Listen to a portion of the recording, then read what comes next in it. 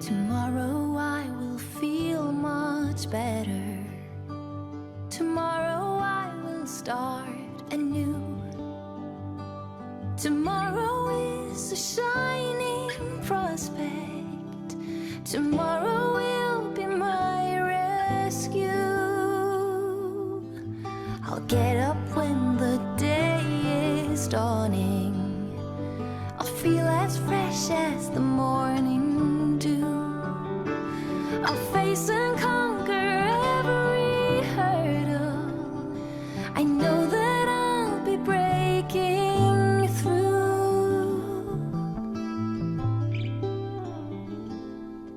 Tomorrow, hold on and wait for tomorrow. It's alright. Hello and welcome to the Quiet Happiness Knits YouTube channel. My name is Emily. I'm coming to you from the beautiful, sunny, and very mosquito and black fly filled state of Maine, where I live with my family. And on this video today, and in all my videos, I talk about my love of knitting and yarn and wool. Today I have several finished objects to share with you, including multiple sweaters and a few projects that I am working on. So like I said, there are a lot of mosquitoes and black flies, so you'll see a lot of this motion. These pictures. And I apologize if I go out of frame. I have learned that I need to get myself a new tripod, so the setup is a little wonky today. But it feels like absolutely forever since I last recorded a video. I last talked to you all in January, right before tax season hit. I just started working as a staff accountant in a tax firm this past year. Well, in 2019. So when I recorded a video in January, I was thinking the only craziness that was going to happen between January and May, when I would probably next record, would be tax season. Obviously, that's not the case. But today, we're here. I hope it's sunny and birds are singing wherever you are. I don't know if you can hear them. I hope you can. But I hope that you are having the best day that's available to you. So let us jump right in with some finished objects. The first one is what I am wearing. This is the Breathing Space sweater by Veera Valimaki. The yarn is from 6 and 7 fiber. This is her puffed sleeves colorway from her Anne of Green Gables collection. And the color I used in the stripes was a club colorway that I bought in somebody's D-stash at some point. And it went perfectly with the puffed sleeves. I originally had a different color from her Anne of Green Gables collection that I was going to knit with this, when I was thinking it was going to be more of a color work contrast or something. But that I ended up frogging the top that I had started, and then I later bought this skein of her yarn in a D-stash, and it was the same base. I believe this is her Corriedale, I think it's a Corriedale nylon blend for the base. So it was the same base, and it had the same kind of purple color, so it just kind of went with it created the striping look that I preferred over the other yarn that I was going to use with it. So I absolutely love this sweater. Oh my goodness. It was a lot of fun to knit. It's knit top down, then you do some horizontal stripes, and then using short rows, you create the diagonal stripes that go across. And then you end up with an asymmetrical hemline. And so this sweater is definitely a testament to the power of blocking. I did not take a picture of it pre-blocked, but when I first tried it on, between the short rows, and there is some waist shaping that happens, and so it creates, I'll get to show you later because I made another one. It does not look like this shape completely when you first finish knitting it. So I knit it, and then I put it on, and I was like, love the colors, not 100% sure about the shape. but then as soon as it gets blocked and it helps to pull it straight down instead of wanting to kind of bow out, it turned out amazing, and I love it so much. And I love the yarn. Like I said, it's from 6 and 7 fiber on her Corriedale base, so it's not as silky soft as like a merino nylon blend, but I really love it. It has a bit more, it's got a bit more grip to it, but it still creates a really nice, light, drapey fabric. Okay, I think I fixed it, so I now don't feel like I'm like bending over. So I really absolutely love this breathing space sweater. And after I'd finished knitting it, my mom really liked it. Now, if you've heard me talk about gift knitting before, I'm basically hot and cold on gift knitting. I'm either like, yes, I want to make all the things for all the people, or no, I will never make anything for anybody else again. Honestly, it depends on what the project is, what yarn I'm going to be using, what colors I'm using, what pattern it is. I do best with gift knitting if it is a spontaneous, I see a pattern, I have the yarn for it, and I feel like knitting it right now. And I just give it to somebody on no occasion. Now, I typically haven't done that with super big things, but that's what really does, that's the gift knitting I enjoy. I don't always enjoy the like, oh, I should make things for people for Christmas or for a birthday or something, and go looking for a pattern for a person. I enjoy it a lot better if I just find a pattern that I like and a yarn that I like, and it reminds me of somebody. Is kind of the kind of gift knitting I prefer. But I loved knitting this sweater a lot, so my mom just saw me wearing it and really liked it, so I offered to make her one. So I pulled out some yarn choices, and the yarn that I ended up using, I actually frogged a sweater to get the yarn. A few years ago, I knit myself a purple cardigan out of Knit Picks palette. I've knit another pullover out of Knit Picks palette. I really enjoy working with it, and it wears really nicely. I love that sweater. But this other cardigan I had made was just way too small. Even after blocking, it was never gonna fit me. I had even done a gauge swatch for it, and my gauge was too small. I didn't really do any math. I just went up, I don't remember, 1 or 2 sizes in the pattern from what I would have typically made if my gauge had been correct, but it still ended up too small. So it sat in my closet for a long time. And I always knew, I was like, okay, I'm going to frog this, it's not going to work. But I never had another project in mind that I wanted to use it for. And I still had a couple of the skeins left over. So in the back of my mind, I was like, maybe I'll just reknit that cardigan, but I never got around to it. But then my mom loves purple, and it was this really beautiful purple color. So I figured that was the perfect opportunity to frog the sweater that didn't fit to make a different one. So this is my second breathing space. This one is unblocked, so you can see a little bit more what I was saying about how it kind of is a much more boxy shape pre-blocking, and then like it really pulls in a lot at the hem. But I loved making this. I need to block it, but my sister and I have been renovating my bedroom, so I don't have anywhere to block it right now. But I'll get to it eventually. Although I have been known to let things sit for like literally months, like 9 months before I block it. But it happens eventually.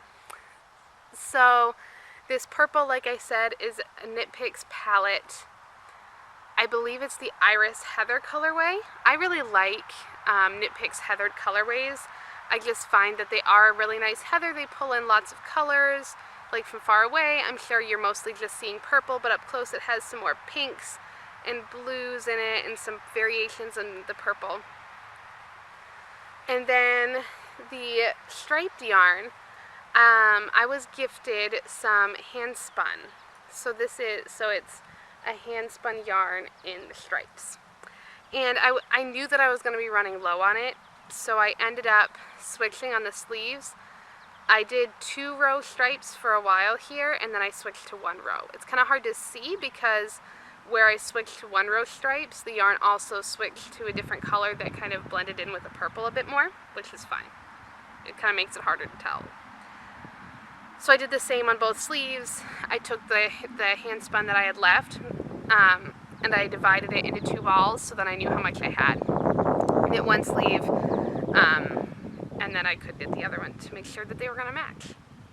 I also, what I do sometimes on sweaters, if I'm not 100% sure on how much yarn I'm going to have,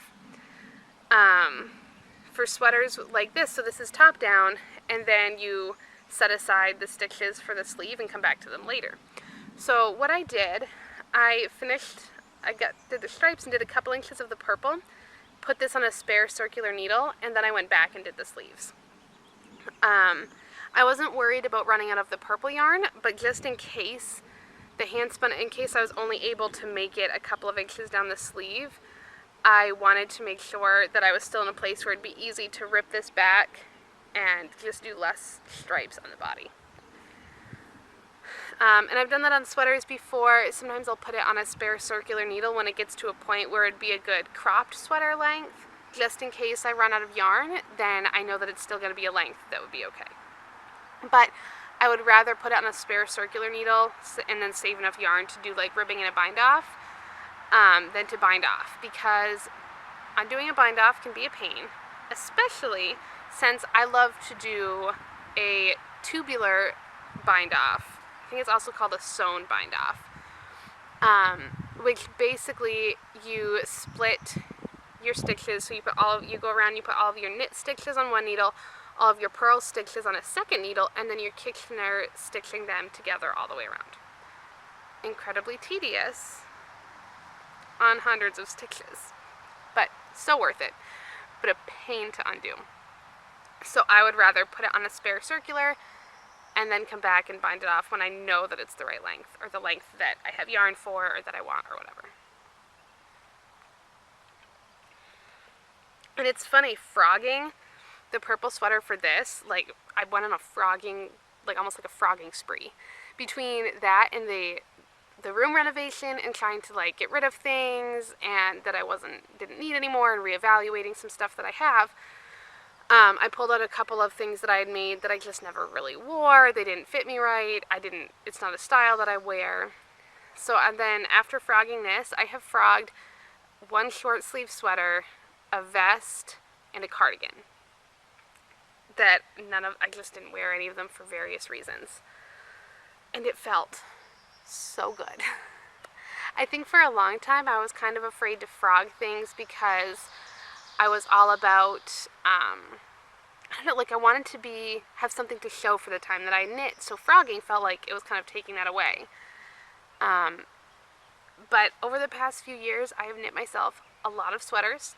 I've figured out a little bit better what I like, what kind of sweaters I wear, what styles I like, what I don't wear. And what I do not wear are short sleeve sweaters or vests.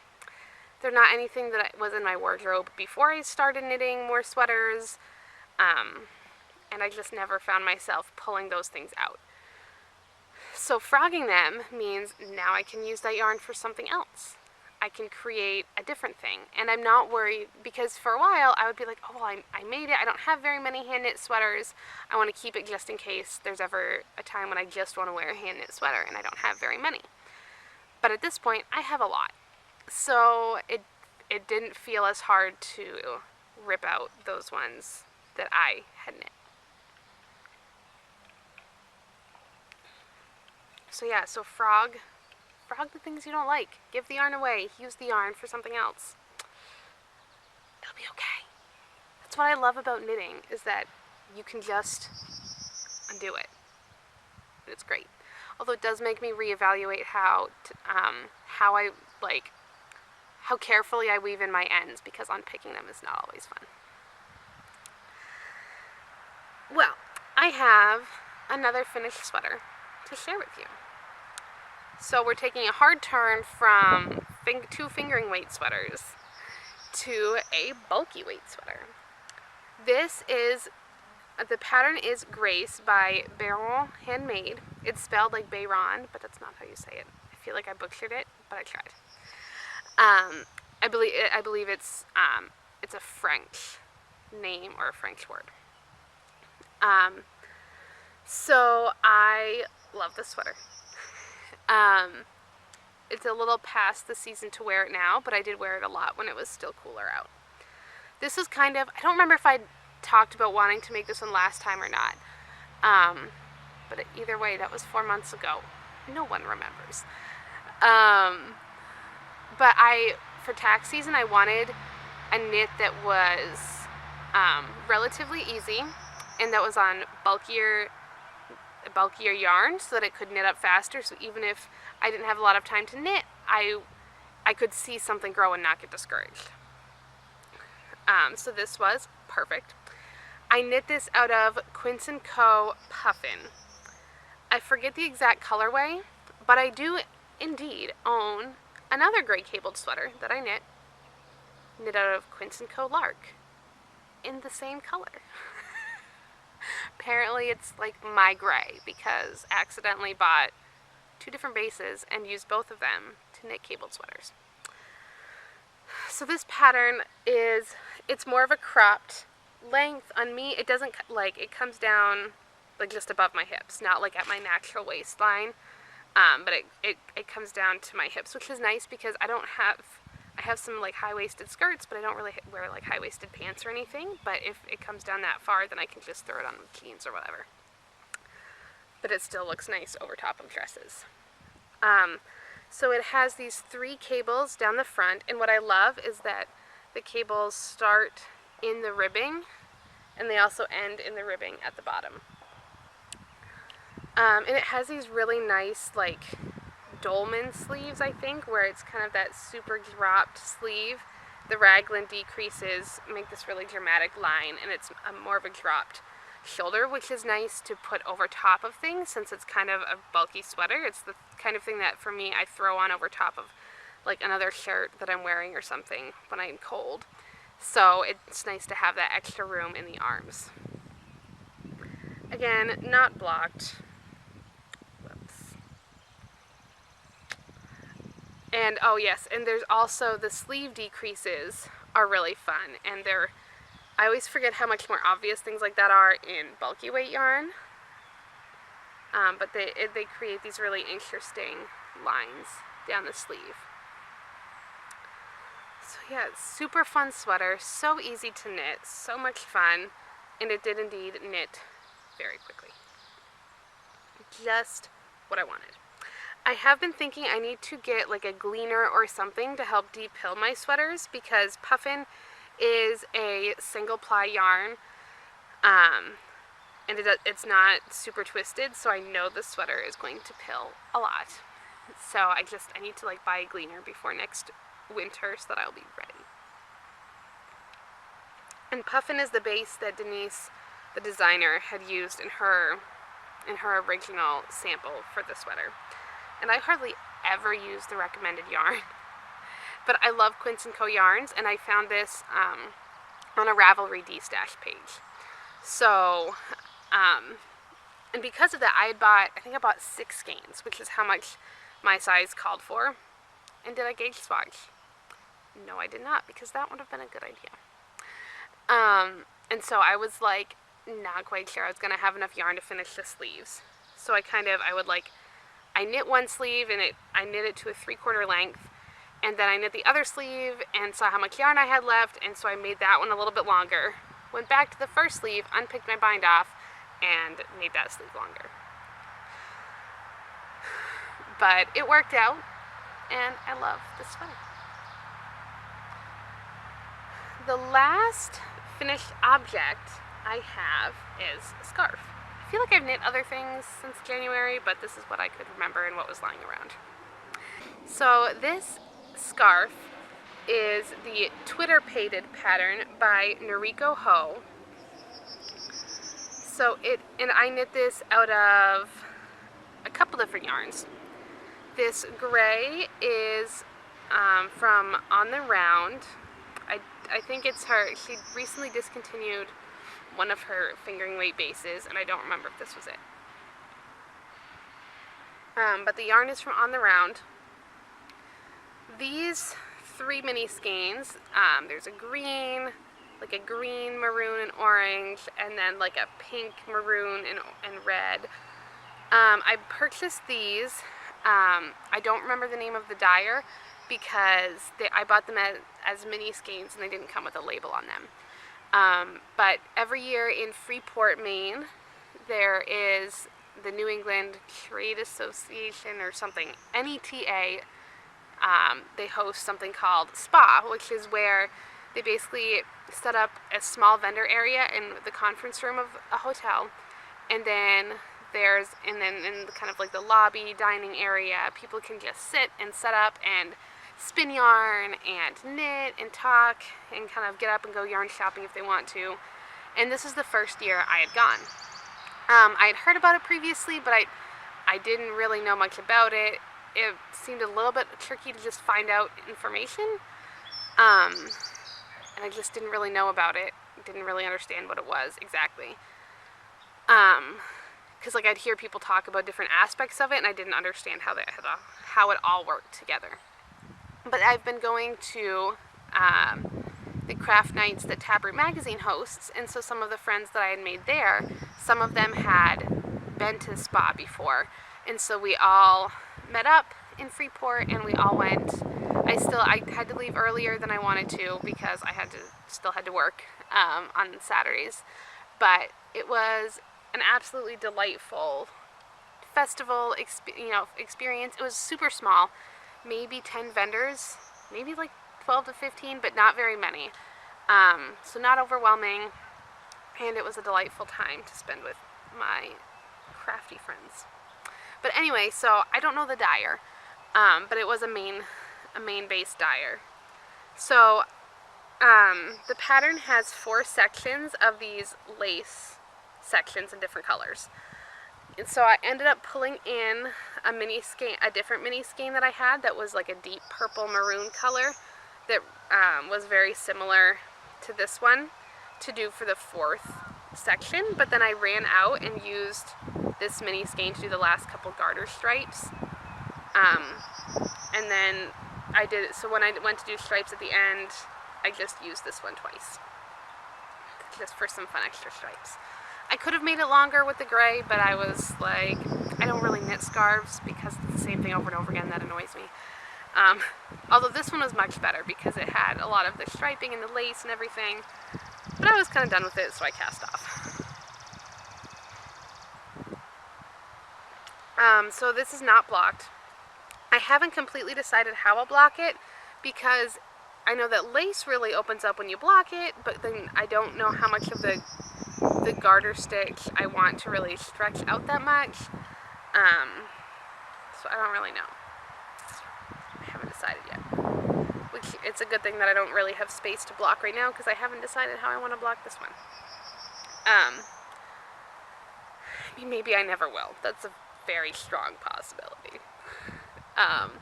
But it's long enough, like I can wear it as a wrap, or I can wear it as like a shorter scarf, like this. So yeah, it's still totally long enough to wear as a scarf. I just haven't decided if I want to aggressively block it to make it longer, because I do tend to wear longer scarves, or if I will just mostly wear it as a wrap or just as a short scarf. I haven't decided yet. We'll see how that goes. Maybe it's also possible it will live in limbo forever and I'll never decide, and it'll just stay exactly the way it is. So that is all I have for finished objects. And then I have 3 projects that I am actively working on that I will talk about. When I say actively working on, this does not include my Cozy Memories blanket or a crocheted blanket I'm working on for my sister who's supposed to be married later this year, or the colorwork octagon blanket that I have going on. But in my mind, blankets like almost don't count. Like that's like a different thing. It's not really a work in progress, it's just a thing. The first thing I'm working on is a massive sock tube. I knit a sock tube towards the end of last year. I had some leftover yarn, and I would knit with that yarn until I ran out of it, and then join on a new color. So I just had stripes of all different sizes. And so I decided to do a similar thing with some other leftover scrap yarn that I had. I had knit a wrap out of the Anne of Green Gables mini skein set that I'd purchased from 6 and 7 Fiber, same yarn as this sweater. And I had knit a wrap with it, and I loved it, and I still had 100 grams collectively of the mini skeins left over. And so I set them aside. I didn't know what I wanted to do with them. Did I want to add them to my blanket? But sometimes when I have like a mini skein set, I want to knit something first and then put them into a scrappy project like my blanket or something else. So I hadn't decided because they all look so beautiful together. I wanted them to kind of stay together. So then I thought, okay, maybe some scrappy socks. So I looked at some patterns that have some sort of striping or colorwork pattern or something, but then theoretically that still leaves you with bits of yarn left over because you knit like a certain number of rows in that color, but then that may not use up all that yarn. So instead, I decided to do helical knitting, use the helical knitting technique to make one row stripes. I will include a link in the description box below to the video tutorial I use from Grace's Traveling Yarns about helical knitting. But basically it creates one row stripes without a jog or and you can just keep going and knitting in the round, and it's delightful. So this is the perfect project to do on 9-inch circular needles because you just keep going around and around and around. So last time I knit a sock tube, the kind of sock recipe that I had followed had you cast on the cuff, knit the tube, and then end with the cuff. What I did not like about that was that it meant that one of my cuffs was a cast on and one was a cast off. So the tops don't exactly match up, which is like totally not a big deal, but a little thing I was like, I think I could make this better. So this time I decided to cast on the toe, knit the tube. I will bind off on the toe because those I can make look the same, the cast on and the cast off toe. And then I will cut it in half. Once it's done, I'll figure it out. I'll count it, like 3 times to make sure it's actually the middle. Then you cut across the middle, like you snip one stitch, and then you unpick one row, put the stitches onto your needle, and then I can knit the 2 cuffs, and they can have the same cast off edge. And then I will measure and cut in for the heel. And I'm not very good at afterthought heels. I haven't done them very often. When I have, I normally make them too short. So I need to try extra hard to make it longer. I'll try to see if I have another sock, like another vanilla sock that I've knit with my 9-inch circulars, and count how many rows are between the heel and the toe. I tend to have a tighter gauge on 9-inch circulars, is what I've noticed. So I can't just pull out one of my other socks and count that. I also normally do socks top down with a heel flap and gusset. So I don't really know. Either way, even if it's a little bit off, I'll still wear them. So yeah, so I'm having a lot of fun knitting these. What I did with my mini skeins, I kind of divided them up into lighter colors and darker or more saturated colors. So then I had this blue was a much smaller amount, so I started out with the blue and one other mini skein, so that I'm alternating. I'm not switching mini skeins on the same row. So like there's this orangey color, which is more obvious up here. So it's kind of the orange and the blue. Then I ran out of blue and switched to like a cream and pink mini skein to knit with the orange. Then I ended the orange, started the cream and pink ends somewhere, I think right here. And then I switched to another mini skein just to alternate it, just to have some fun and just have some really cute scrappy socks at the end. These are really perfect I pick them up, I keep them on my desk while I'm working. And when I'm like recalculating, like the tax return software we use takes a few seconds to recalculate. but after you've updated the information. So I will just pick these up and knit even just like 3 or 4 stitches while it recalculates. But that really helps me to keep from like going and checking my email all the time, or pulling my phone out, or doing something to like, because I wait for those 3 to 10 seconds a lot of times during the workday. So it's nice to have something. Benefit of working from home is that I can just leave it on my desk, which it seems a little weird to do when I'm actually at work. But I can just pull it out and leave it and knit a couple of stitches to keep my hands busy while I wait for things to load on my computer. So that is my Anne of Green Gables mini skein sock tube.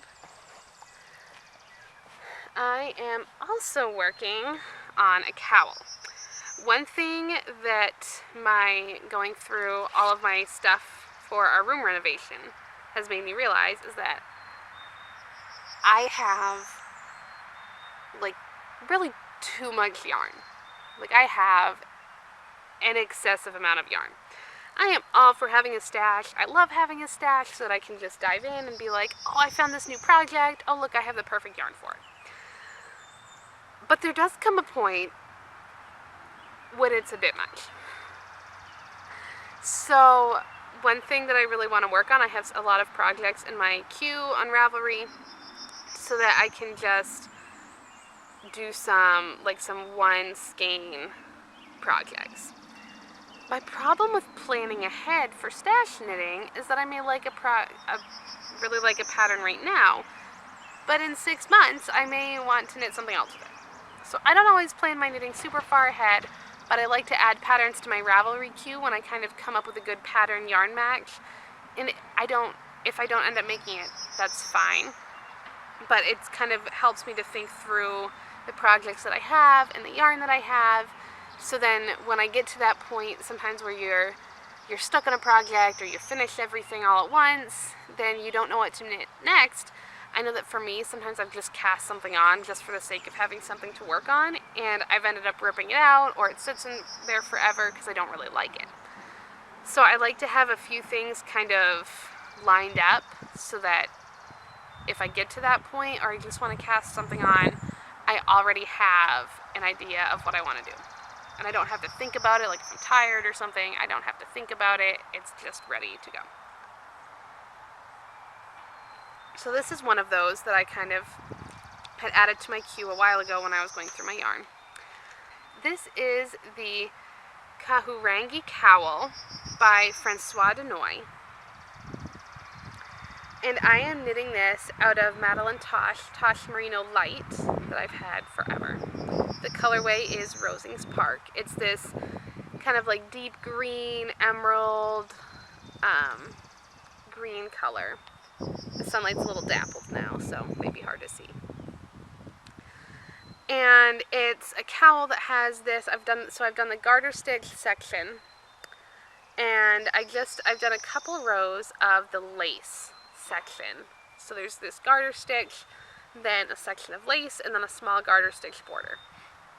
And in the pattern, Francois has like a tassel at the end of it in some of the sample pictures. I will probably not put that on, but it looks super cute. I just know that I probably wouldn't wear it as much if it had that on it. Yeah, the construction for this is brilliant, and I love it. And I've just really been enjoying working on it. It's like a nice small project that it feels like you can make a lot of progress on. And obviously the garter stitch was a more mindless section. Now I'm onto the lace, so I have to pay attention. But that's good. Sometimes I like to have, I don't know, sometimes I want projects like the sock tube that I can just pick up, knit a few stitches on, really easy to do, really simple. But then I also like to have patterns that are a bit more challenging, that I have to focus on or think about. And those are the ones that I tend to listen to, or that I tend to knit on more if I'm like listening to an audiobook or watching a movie or a TV show or something. I like to have something that requires a bit more complex thinking. So yeah, I don't have a whole lot to say about the cowl except that it's a really well written pattern and I am really enjoying it. Also, I bought the early bird pricing is time frame has passed, but I did buy the Knit Stars 5.0 series course. I don't really know what to term it. I didn't really understand what it was at like a couple months ago. I'd seen people post about they're like, oh, I'm a Knit Star and you can sign up like using my affiliate link, but I didn't really understand what it was. I also never really looked into it. But when I saw the list of who was teaching this year, I really, really wanted to sign up. Some of the teachers and some of the people doing e-courses this year include Francois Denoy, which is why I thought of it. Gigi Made It, Jacqueline Seslak, Tina Say, and I know there's other people, I just can't think of them right now. And so basically how it works, I haven't done it yet obviously, but after I signed up for it, they had like a live stream where they interviewed a couple of the people who are going to be teaching this year, and they showed clips from previous courses to kind of give an idea of what it is. So basically, over the course of several days, they release an e-course every day. And you can watch it right then, or you can catch up on it later. But basically, all of the teachers have something that they would teach, maybe in an in-person class or something. And they're beautifully filmed. The clips that they showed are amazing. The Knit Stars team goes to the different teachers, like to their homes or to their studios, wherever they live, and even internationally, to film them. And it just looks amazing.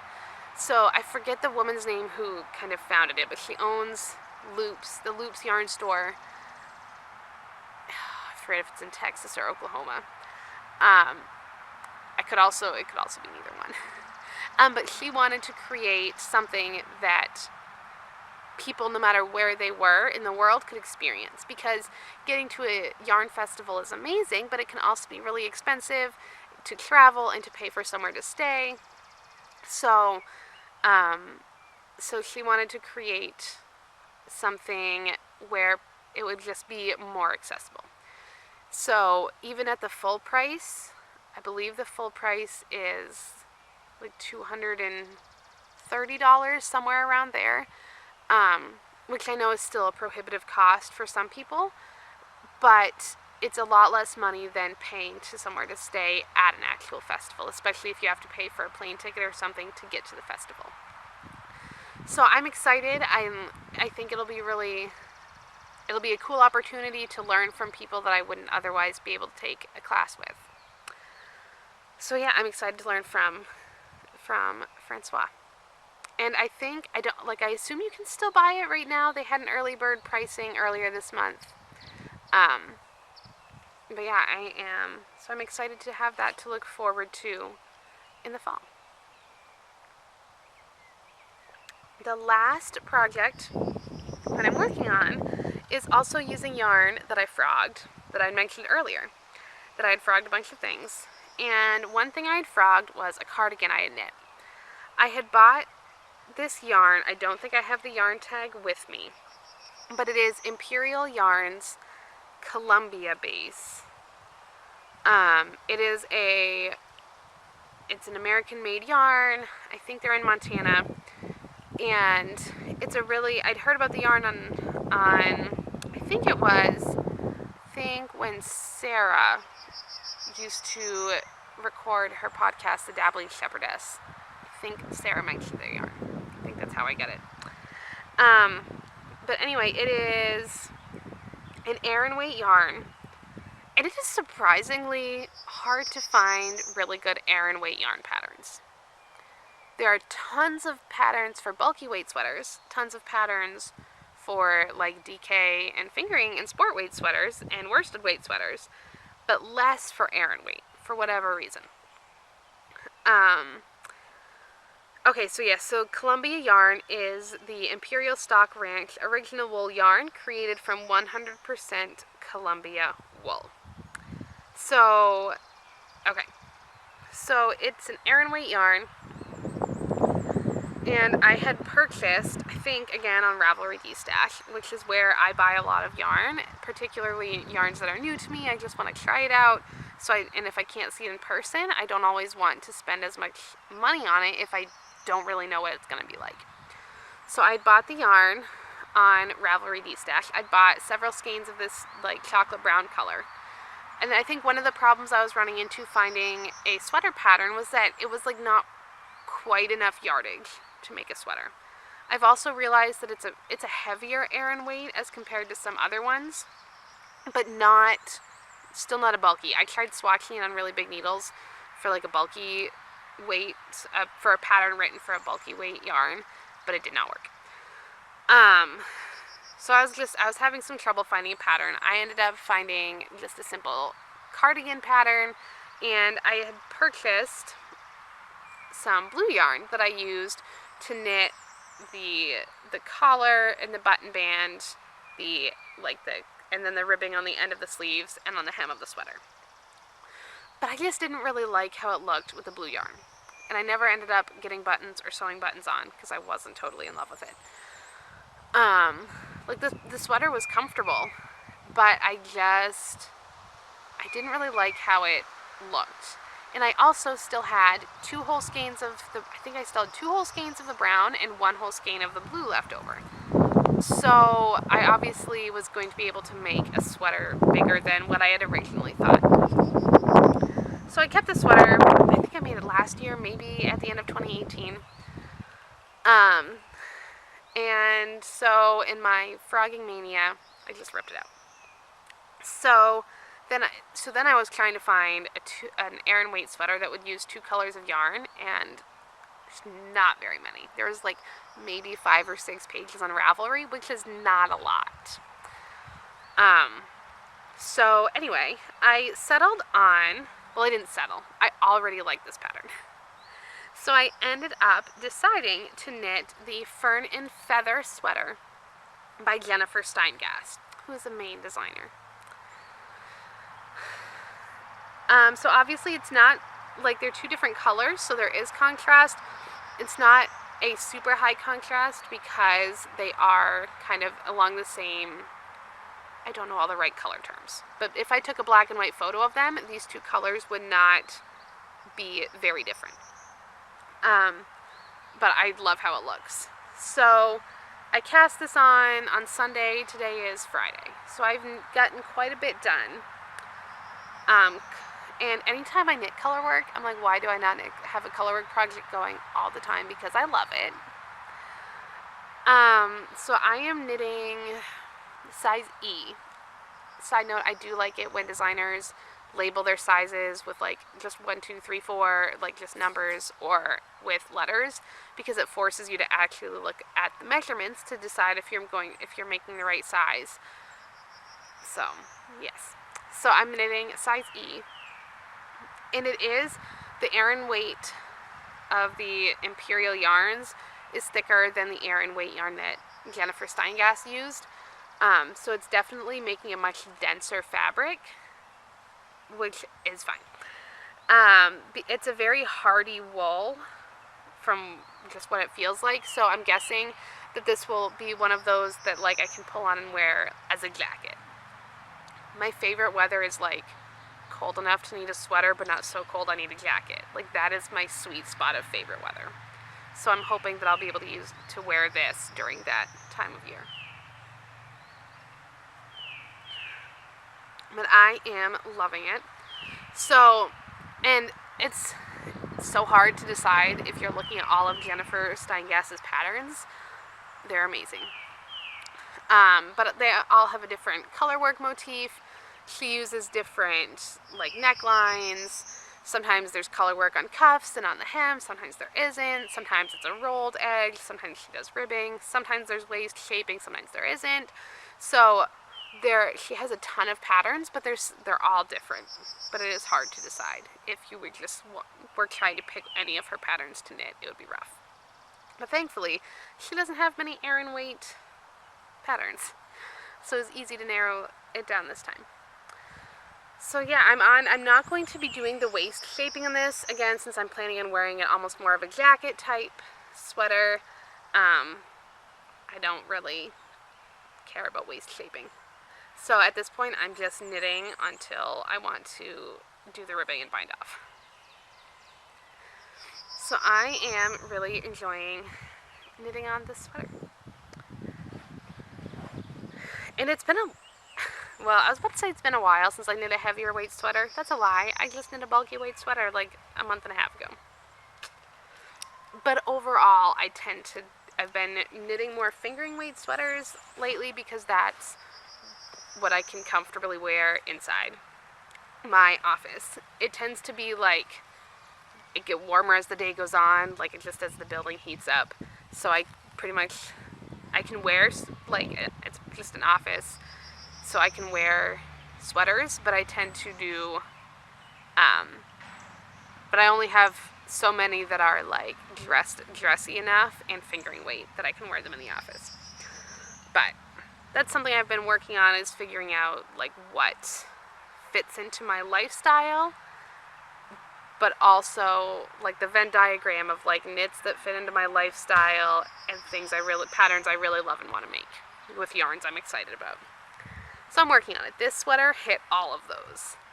Checked all the boxes. Something else I've been looking for in my sweater patterns, and patterns in general, but specifically sweaters, is for patterns that are more size inclusive. Because I just think it's really important that anybody could pay for that pattern and be able to just knit the pattern so that it fits them. For me, I don't like to modify patterns. I just like to knit it. Maybe I might modify like different width of stripes or not doing waist shaping, but like those are really small modifications that don't substantially alter the, like, what the garment will end up being. I don't think anybody should have to pay for a pattern and then have to spend a long time figuring out ways to actually make it fit their body. Everybody deserves hand knit sweaters. If they like a pattern, anybody, no matter what size they need to knit to fit themselves, anybody should be able to just buy a pattern and knit it without needing to grade the pattern themselves. That's what you're buying the pattern for, is for somebody else to have done that already. So that's when I've been looking for patterns on Ravelry lately. If it doesn't go above like a 50 or a 55 inch bust, I pass. I just close out of it, keep looking. There are so many patterns out there that I want to pick ones that are created by people who are consciously being size inclusive. So, and like there are some patterns that like maybe I've already bought them, or they're in a magazine or a book that I have, that are not size inclusive, and I knit them anyway because I already own the pattern. But especially on patterns where people have commented and asked, either sent messages or commented on Ravelry pages specifically asking the designer if they are going to be making, if they're going to be adding more sizes. There are a lot of people doing that, who will update the pattern and let people know, like, hey, this has been updated, it now goes up to size whatever. So there are people who are actively working on making their patterns more size inclusive, but there are also designers who will say things like, oh, well, I couldn't find test knitters in that size, and I couldn't find anybody, so I didn't want to release, put in those sizes, or just like, oh, well, I didn't want to grade, or didn't, grade the pattern up that much. There are a lot of designers out there who are finding test knitters for all the sizes they want to make, or are providing yarn support to enable test knitters to have the yarn they need to make the sweater.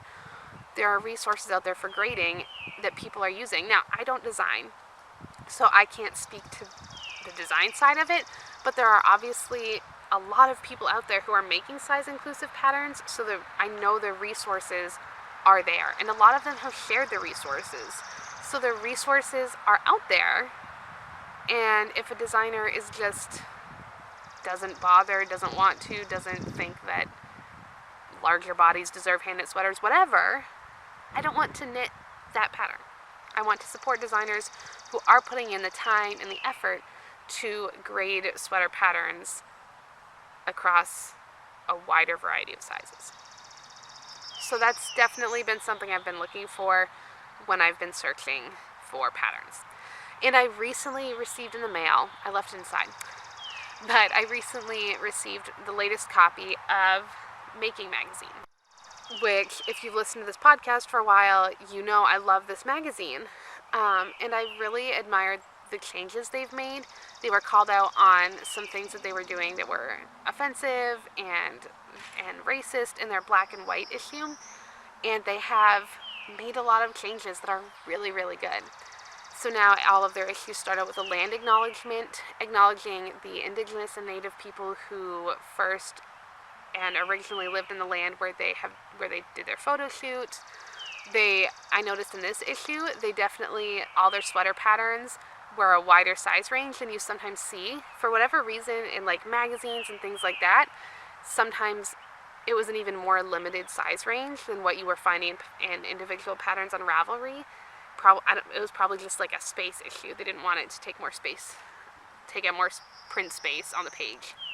But I did notice in this issue in particular, they had a wider variety of sizes for their sweaters, and it was just a beautiful issue overall. I ordered it from Port Fiber in Portland, Maine, and it got shipped to me as soon as it came out. So yeah, if you can, I highly encourage you to check it out. And if you can, order it if there's like a local shop close to you, and if not, Port Fiber sent mine right away. If you need a local shop to send things to you. So yeah, that's a beautiful, beautiful magazine. So yeah, I just think it's an area that a lot of people are doing really amazing work in the areas of body positivity, in knitting patterns, and like in life in general, and specifically in knitwear design. So I want to support the people who are making that effort and doing the work and putting resources out there for free, like on Instagram or something. So yeah, that is how I'm choosing sweaters going forward. And I think I have talked about everything, and I am now on my second battery. So I will wrap up. Thank you so much to new and returning viewers. Thank you for coming back. Thank you for those of you who checked in. We're like, hey, are you gonna record a podcast soon? Because sometimes, like, I can be like, oh no, I need to get these other things done first. But like, I've missed podcasting. So I'm glad that I was able to sit down and chat with you all. I hope that you are, again, that you have the best day that you can right now. And I'd love to know what you're making. Has it changed over the past few months? Have you found yourself gravitating towards different kinds of knitting or patterns? Are you trying different crafts? Are you just barely holding on and don't have any time? Whatever it is, I'd just like to know what you're working on, what you're doing. Yeah. So until I see you next time, happy crafting. Bye. Tomorrow I will feel much better. Tomorrow I will start anew. Tomorrow is a shining prospect. Tomorrow